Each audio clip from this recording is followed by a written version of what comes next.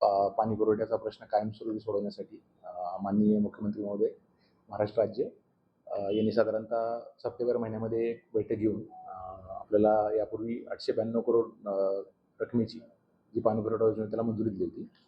परंतु त्याच काळामध्ये आपल्याला शासनातर्फे निर्देश आले की वर्ल्ड बँक आणि आपली जी अर्बन डेव्हलपमेंट डिपार्टमेंट आहे आणि मित्रा या सगळ्यांच्या संयुक्त विद्यमानं ह्या प्रोजेक्टचं फायनान्सिंग जे आहे ते वर्ल्ड बँकच्या प्रोजेक्टच्या फायनान्समध्ये घ्यावं असे निर्देश आले. आम्ही सुरुवातीला जो DPR बनवला होता तो म्हणजे साधारणतः 1600 कोटीच्या आसपास बनलेला होता. परंतु इनिशियल आम्ही जेव्हा ही योजना प्लॅन केली सोलापूर शहरामध्ये त्यावेळेस ती योजना साधारणतः नगरोत्थान योजनेमध्ये प्लॅन केली होती आणि त्याच्यामध्ये आम्हाला साधारणतः 25 ते 30% शेअर आपला असतो राज्य शासनाच्या योजनेमधून. त्यामुळं आमची जी आर्थिक क्षमता आहे त्याच्या अनुषंगानं आपला शेअर वाढेल या अनुषंगाने आम्ही तो मग जो आमचा DPR होता तो आणि जी स्कीम होती ती रिस्ट्रिक्ट करून 892 मध्ये आपण बसवली. पण ओरिजिनली आपल्याला ती योजना जी होती त्यातल्या पण काही मग ESR आणि ज्या ठिकाणी आता सध्या पॉप्युलेशन कमी आहे असे भाग आम्ही त्यात वगळले होते. त्याच्यामध्ये एकमेव उद्देश हा होता की आपल्याला ते आर्थिक ताण पडू नये आणि आपल्याला जे सध्या साधारणतः 4-5 दिवसांनी किंवा 6 दिवसांची पाणी होते ते लवकरात लवकर आपल्याला पूर्ववत करून नागरिकांना दररोज पाणी आणि 24/7 पाणी देण्याचा आपला प्रयत्न पूर्ण करता येईल, शासनाचा मानस पूर्ण करता येईल. परंतु वर्ल्ड बँकेकडे जेव्हा आम्ही पुन्हा आमचा जो ओरिजिनल 892चा जो DPR आणि जो TS होता त्याला TS पण मिळालेलं होतं MJP कडून ते आम्ही वर्ल्ड बँकला सादर केला. वर्ल्ड बँकेनं आम्हाला असं सुचवलं की हा जो प्रोजेक्ट आहे तो डिझाईन, बिल्ड आणि ऑपरेट या तत्वावर राबवला जावा. म्हणजे जसं आपण बघितलं असेल की जसं हायवेमध्ये एखादा कॉन्ट्रॅक्टर असतो तो स्वतः बांधतो आणि साधारण 5 वर्ष 10 वर्ष तो मेंटेन करतो. तशाच प्रकारची ही योजना आहे. याच्यामध्ये जो ठेकेदार असेल याच्यामध्ये बऱ्याच वेळा असं असतं की आपण शासकीय योजनामध्ये आपण इस्टिमेट बनवतो आणि ते इस्टिमेट बनवून जसं तसं तो एक्झिक्यूट करतो. तर ह्याच्यामध्ये अजून एक टप्पा आपल्याला मागे जायला लागतं. याच्यामध्ये आता आम्ही सध्या जे बनवलेलं आहे इस्टिमेट बनवलेलं आहे तरी सुद्धा वर्क ऑर्डर मिळाल्यानंतर जो तो मक्तेदार असेल तो पुन्हा एकदा बघेल की आपल्या शहरामध्ये डिझाईनमध्ये कुठं पाईपलाईन आवश्यकता आहे, कुठली समजा एखादी जुनी पाईपलाईन आहे त्याला बदलायची आहे का. म्हणजे जरी आपण 100% इस्टिमेट बनवलेलं असलं तरी सुद्धा तो त्याच्यातले डिझायनिंग सुद्धा तो करतो.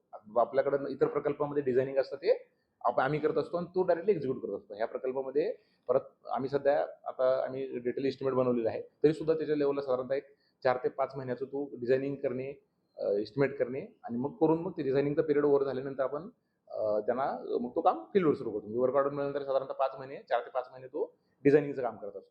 ह्या प्रोजेक्टमध्ये वर्ल्ड बँकेनं आम्हाला असं सुचवलं की DBO म्हणून आपल्याला जरी प्रणाली राबवायची असेल संपूर्ण शहराचं क्षेत्र आपल्याला कव्हर करावं लागेल आणि त्यानंतर मग त्यांनी जे उर्वरित जे क्षेत्र होतं आणि उर्वरित जे आम्ही काम म्हणजे निधी आमच्याकडं कमी पडत म्हणजे ताण जास्त वेळ येईल SMCवर त्यामुळे जे वगळलं होतं आम्ही सुरुवातीला ते सुद्धा पूर्ण आम्हाला ॲड करायला सांगितलं.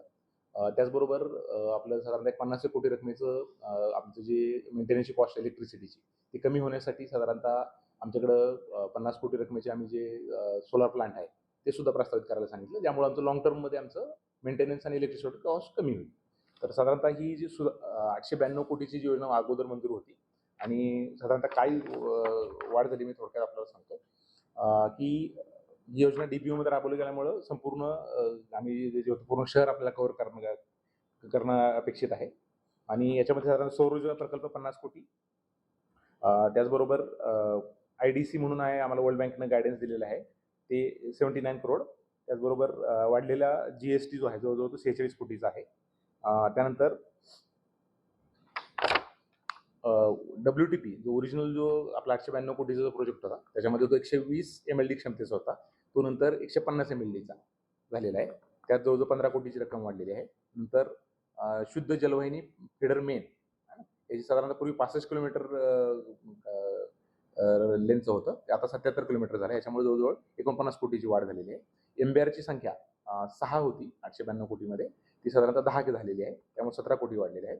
ESRची संख्या 24 होती अगोदरच्या ह्याच्यात ती आता 30 झालेली आहे. यात जवळजवळ 21 कोटी वाढलेले आहेत आणि डिस्ट्रीब्युशन नेटवर्क जे होतं ते प्रामुख्याने बरेच कमी कट केलं होतं विशेषतः ज्या ठिकाणी लोकसंख्या कमी आहे असं आम्ही पहिल्या प्रोजेक्टमध्ये कमी केलं होतं. परंतु वर्ल्ड बँकेनं आम्हाला नंतर आता ॲड करायला लावलेलं आहे.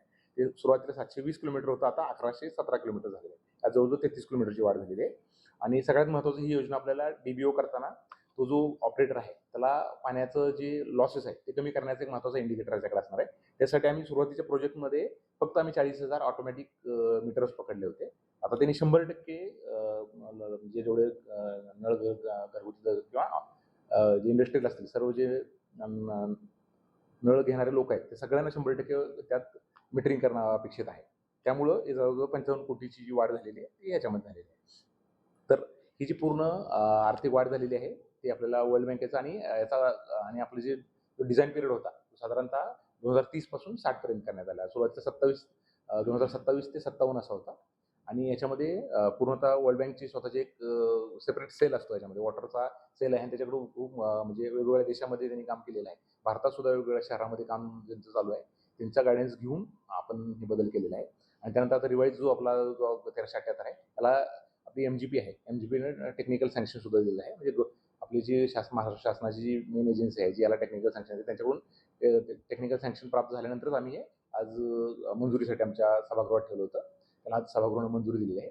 त्याचबरोबर दुसरा एक मुद्दा वर्ल्ड बँक जेव्हा प्रोजेक्ट आमच्याकडे आला त्यानंतर वर्ल्ड बँकनं आमचे जे उत्पन्नाचे वेगळे सोर्स आहेत आमचा या योजनेवर होणारा मेंटेनन्सचा जो खर्च आहे त्याचा पूर्ण स्टडी केला आणि त्यानंतर त्याने आम्हाला असं काही काही आर्थिक आणि प्रशासकीय स्वरूपाचे रिफॉर्म्स किंवा सुधारणा आपण ज्याला म्हणतो त्यांचा उद्देश असा असतो की लॉंग टर्ममध्ये आपली आर्थिक शिस्त हवी, आपली वसुली वाढावी, मेंटेनन्स आणि ऑपरेशनचा खर्च आपला त्यातून भागावा आणि ओव्हरऑलच ही जी योजना आपण ते कारण ते एवढी मोठी रक्कम जवळजवळ हे जे आपला प्रोजेक्ट आहे जवळजवळ 50% जो खर्च आहे ते वर्ल्ड बँक बिअर करणार आहे. 25% केंद्र शासन किंवा राज्य शासन आणि 25% आहे तो आमच्या महापालिकेचा शेअर राहणार आहे. त्यामुळे ते जवळजवळ 50% यात म्हणजे ते स्टेक होल्डर आहेत. त्यामुळे ते असं बघतात की ही योजना पूर्ण त्याचं डिझाईन पिरियड म्हणजे 60-30 वर्षाचं जे तिचं आहे ते चालावी. त्या दृष्टीने मग जे काही रिफॉर्म करणं आवश्यक आहे असं त्यांनी आम्हाला साधारण 4-5 गोष्टींचा रिफॉर्म त्यांनी आम्हाला सांगितलं होतं. त्यातलं महत्त्वाचा रिफॉर्म असा होता की आपली कर प्रणाली आहे ती साधारणतः 2004 मध्ये आपलं असेसमेंट झालेलं आहे. गेल्या 20 ते 21 वर्षापासून आपल्या शहरामध्ये कुठलीही करवाढ पण झालेली नाही आणि भाववाढ पण म्हणजे आणि त्या टॅक्सेसच्या असेसमेंटमध्ये पण मेजर सर्व बदल झालेले नाही. मग त्यांनी असं आम्हाला सांगितलं की आणि ती जी आपली जी टॅक्सेशन प्रणाली आहे ती ॲन्युअल रेंटल व्हॅल्यू म्हणजे त्याला म्हणजे आपण रेंट कॅल्क्युलेट करतो, नोशनल रेंट कॅल्क्युलेट करतो आणि त्यानंतर आपण मग त्याला काहीतरी वेगळं प्रत्येकाचं आपण स्लॅब ठरवून दिलं त्याच्यानुसार आकारणी करत असतो. बरीच किचकट प्रणाली आहे. त्यात सामान्य माणसाला किंवा कोणालाही ते कळत नाही. फक्त आज आमच्या सभेनं आम्हाला जो निर्णय दिलेला आहे की आपल्याला जी कॅपिटल बेस्ड टॅक्सेशन आहे ती एकदम सिंपल प्रणाली आहे. ते कॅल्क्युलेशन करणं पण सोपं आहे आणि त्याच्यामध्ये पारदर्शकता यामुळे येणार आहे.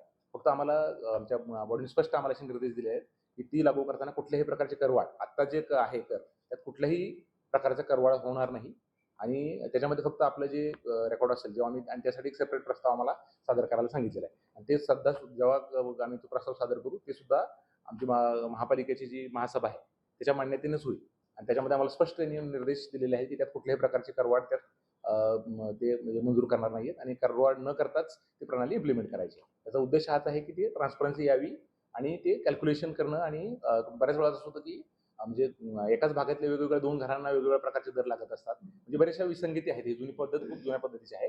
आपल्या महाराष्ट्रातल्या बऱ्याचशा शहरामध्ये पुणे, मुंबई आहे, कोल्हापूरमध्ये आहे. अशा बऱ्याचशा महानगरपालिकामध्ये ही लावलेली आहे. याच्यामध्ये फक्त नागरिकांना आम्ही पुन्हा एकदा आश्वस्त करू इच्छुक याच्यामध्ये कुठल्याही प्रकारचे करवाढ आम्ही प्रस्तावित करत नाहीये. हे फक्त आपल्याला लाँग टर्ममध्ये आपल्याला नागरिकांना सुद्धा जसं इन्कम टॅक्स पूर्वी कसा कॉम्प्लिकेटेड होता